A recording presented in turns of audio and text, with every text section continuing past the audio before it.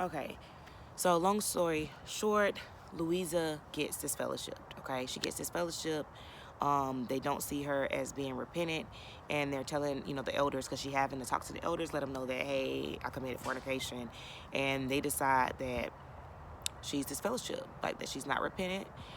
Even though I guess they think they got some kind of special glasses that they can read people's hearts and know like what their relationship is with God, they can't. Okay, it's BS back there. They don't know what they doing, what they talking about. They don't know nothing. Okay, they don't know what people feeling, what kind of relationship people got with God, and how God feeling about people. They don't know that. But here they are telling people they made the decision that she can't speak with her mother, and of course, she's a young girl that's pregnant. She needs her mom. So that's really messed up, right? So that happens, and it's just really crazy. She winds up moving out the house. When she comes back, her sister, her younger sister, is at the door. She won't speak to her. She's just like, "You really not gonna say nothing?" And she's just standing there, not saying nothing, like just so um, mean and rude. Like, dang, like you just acting like an animal, really. Like that's what you acting like. Just not, you ain't gonna say nothing. And animals don't say nothing because they can't say nothing. They can't talk, but you can talk. You can talk and you ain't talking. You ain't saying hello to your sister. Just because what? Just because she pregnant? Just because they told you not to talk to her no more because she pregnant? Okay, it's not the end of the world. You know what I mean? Like, you gonna not be there for your sister now? So, anyway, so they're not speaking. Alexa winds up dating this guy during the time that her brother is disfellowship or whatever. So this guy's like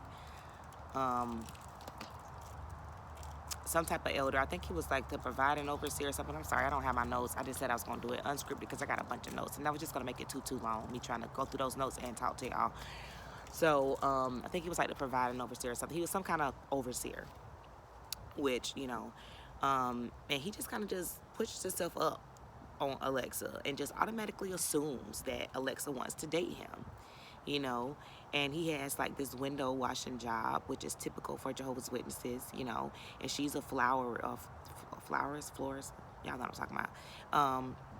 And they think that they can just do this thing, eventually after they start dating and stuff. Like I said, he just pushed himself up. He come to the house unannounced after he met her one time at the hall. He came there, she was with her mom, and he introduced himself, and then the next thing you know, he's showing up at their house. So that's crazy, but that's how they be doing. They just automatically think, oh yeah, you want me? I'm the overseer or whatever he think he has got some type of special name in the congregation, and just automatically think that this sister wants him. And she did. She wanted him too. She wanted to date him. But she was scared. She always felt guilty. She felt guilty always because she felt like, she had to have these blood transfusions at birth that the doctors gave her against her mom's and the organization's will. And she always felt nasty because of that. Can you imagine that? Can you imagine people that do allow their kids, or people that do go ahead and have these transfusions? Can you imagine them really feeling guilty because they feel like, oh, I'm tainted now. I got somebody else's blood in my body. And it's just like, no, you're perfectly fine. You're alive and you're well, and it's such a blessing that you're here. But anyway, long story short, Alexa winds up dying. She winds up dying. It was really, I'm like mouth dropped open in the movie when I see that part, because she was at this gathering, and the gathering brought back memories too. Memories too. You have the kids doing the little skit, the Bible skit. I think they did the Bible skit where, never mind, don't get me the line because I don't even know. Don't get me messing up these biblical names wrong. But I think it's when they was holding up the baby. I think it was King Solomon. I don't know, y'all. And they about to split the baby, and the real mom is like, oh, well, no, she can have the baby. But we used to have like little gatherings where they would do those kind of skits all the time. So it's brought back a lot of memories, because that's how it really be in the JW world, right? But she winds up passing out at this gathering that they're having. And the next scenes, they're planning funeral arrangements. So, again, the sister is disfellowship, Louisa, at this time. And, you know, right before the girl died, though, she had came to the house trying to tell them, trying to set things right, because she hadn't talked to them in a while. Again, she's pregnant. She tried to set things right and just tell them, hey, I just want to be family. And the mama like, yeah, you should come back home and go, you know, go back to the meetings and we can help you take care of the baby. You know, she think that that's the solve all, right? They always think that that's a solve all. Come back to the meetings. You know what you need to do. Go to the meetings. Nah, that's not. It's not. It don't fix nothing. That don't fix nothing. Going to the meetings. Serving Jehovah, that ain't fixing nothing either. Matter of fact, that's causing my depression. That's making everything worse. Yeah, something wrong here. Get down. Get down. So she came there, you know, before Eloise died and just was telling them, hey, I just want to be a family. They wouldn't have it unless she was trying to go to the meetings. She was trying to tell them, hey, you know, some people, you know, in 1975, they said that the world was going to end, Armageddon was going to come, and some people sold their homes, and, you know, they really went along with this and planned their lives around this, and it didn't happen, you know, and the mom just totally disregards what she's saying, what she does often in the movie when Eloise tried to tell her different stuff, and she's just like, you know, people had false expectations and all the stuff that they lie and say about 1975, false expectations and this and that, blame it on the members, right? But it was really those governing bodies. It was the people that printed those publications, okay, around leading up to 1975. It was their fault.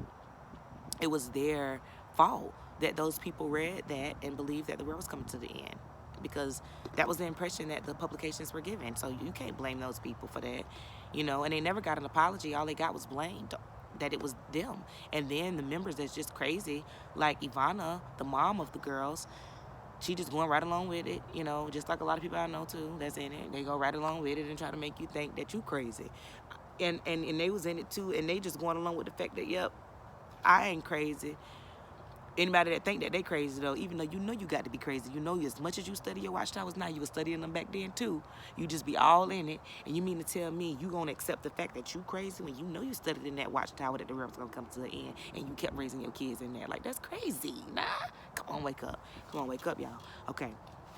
All right. So then, you know, they didn't want to listen to her. You come back to the meeting, that's what they was telling her. But she's just like, no, I'm not doing it. Well, you know, and the sister trying to call after Louisa, she told her to piss off. So she felt bad. You know, that was the last thing she told her sister. You know, at this funeral, you know, first of all, when they planning the funeral, she planning it, the mom is planning it with Steven, which is the dude that Alexa started to date. And the mom is just like, you know, she asking the other elder, can she invite her other daughter, Louisa? And why, you mean to tell me you asking somebody else, can you invite your daughter to your other daughter funeral? That's crazy. That's crazy. And that's control beyond anything that anybody can imagine, right? Because now that I can step away, that's crazy as crap. But that's exactly how it was. Like, that movie ain't wrong. That movie spot dead on. They really be asking, can she come? You know? And so she came, she told her about it, you know, but she, you know, she was lucky. You know, they don't use that word luck. I don't use that. Can't say lucky. Being a Jehovah's Witness, right? But she was lucky. God darn it, she was lucky. All right, she was so lucky for getting called by her mom and being told, "Okay, I'm coming." Being told that, you know, she can come, because sometimes they will not call you and tell you nothing. So, yeah. So anyway, she goes to the funeral. She has to tell this other lady to get up and move, you know, out the seat, which very, very much so she sure should have. So she, you know, she's just really upset. The mama, she's not really crying. She's kind of just emotionless, just saying, it's okay, don't worry. You know, we're going to see her soon. You know, just come back to the meetings. And it's just crazy. You know, and in the courtroom, you see how she kind of tried to break her loose from her a little bit when another Jehovah's Witness member came in there. You know, because she didn't want her to see her embracing her daughter, which is just sad. My other daughter just died, but you embarrassed to let somebody see you hug your daughter or something, or be too close to her, you know, your disfellowship daughter, you know, because, you know, it's just crazy, man. It's just so much more I could say about this movie, you know. Even, like, when she did get this fellowship, you know, when the sister was still alive, the mom and the sister went to the meeting that night and had to bear that and had to listen to them say, oh, she disfellowship. And then people start gossiping. I wonder what happened. The older sisters in the hall. Oh, I wonder what happened. Oh, fornication, I guess. Yeah, she got fornication, girl. I don't know. But that's how they be talking. That's how they be gossiping. They just make up stuff. They automatically assume that it's some type of fornication. Like, I never forget when I did, you know, disassociate myself. I knew that they would only, when I wrote that letter, they would only just say that, you know, Felice is no longer a Jehovah's Witness in a Christian congregation, and people would assume that, you know, maybe I cheated on my husband. And it's just like, as long as we knew the truth, okay, that's not the case. I disassociated myself because this is a cult religion that I no longer want to be a part of, okay? They manipulative as hell, and I take my name off that, okay? That's why I disassociated myself, you know, but they don't know that, so I'm sure all kind of rumors probably started about me. But this happens all the time to people that get disfellowship. They start making up all kind of rumors about them. And then sometimes the elders that be on their committee, they be done told their wives what happened. The wives go and tell their friends, and then they be done, it just like, you know, a telephone. It gets switched up. By the time it get all the way down the road to the 20th person, 50th person, they're gonna have a different story, right? So it be all intertwined and switched up. I know stories like that too, where people be getting this fellowship, and it's so many rumors and gossip going on in the hall. But y'all supposed to be God's people, you know what I'm saying? And y'all be the main ones gossiping and just being the worst, you know. So that happens. It's really sad. Like I said, she died in the movie. You know, the mom, you know, she's asked, you know, for the sake of her mom, I think, you know, even after the sister died, she started coming back to the meetings, even though she was waking up.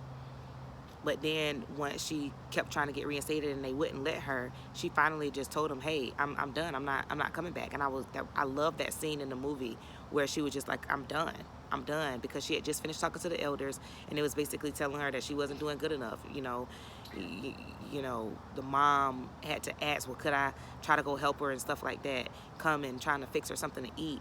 Even when she would come and fix her something to eat, she'll tell her, okay, I'll fix you something healthy, but once she fix it, she bring her food, I'm gonna sit in the kitchen and you sit right here, because they don't want to eat with her, right? Because they think the scripture that say don't even eat with somebody, they don't, oh my God, they're a mess. Like, they cherry pick these scriptures, okay, and they are just the worst. They really twist the scriptures for the evil, okay? It's really evil, you know. But it was just so much in the movie, y'all. It was just so much in the movie. The movie was it was such a great watch. The mom is crazy as crap at the end. You know, she tries to take the baby. She goes to see the baby. She did wind up not even seeing the baby, because the elders wind up getting on her, telling her, like, they wind up having a special needs talk too, okay? They wind up having a special needs talk at one of the meetings. And a special needs is where they kind of talking about somebody in the congregation, but they ain't saying no names, but you can kind of figure out who they talking about. Okay, so they just saying, basically, she need to stop hanging with, unnecessarily being around her disfellowship daughter. And it just really sucks, because it's not like they was having fun together. Her mom really was helping her, but they was even talking about this. And it's just like, you don't want me to help my daughter? Like, y'all are evil. Like, this is my pregnant daughter, and I lost my other daughter, you know, for this cult religion. She died, sacrificed her life for this cult religion. She could have took some blood and lived, you know. And it's so sad, because this is real life stories. This is real life people. This is like a true story. Like, this is for real. This is real. This is real in this religion, okay? It's not a game. It's not a game. It's not just a movie, you know. Okay, so y'all go watch the movie. I know I probably missed some stuff, but like I said, I can go on and on about this movie, so I didn't want to make this too long, okay? And we can just talk about it some more down in the comments. If I think of something that I just got to say, hey, I'll make another video, okay? Because I've been on it, right? I'll be back, y'all know I'm gonna be back, all right? So I just made a bunch of videos today. Hopefully they all get up, all right? So it's Totally Awake. Like, share, subscribe, leave me a comment, and let me know what you think. Don't you end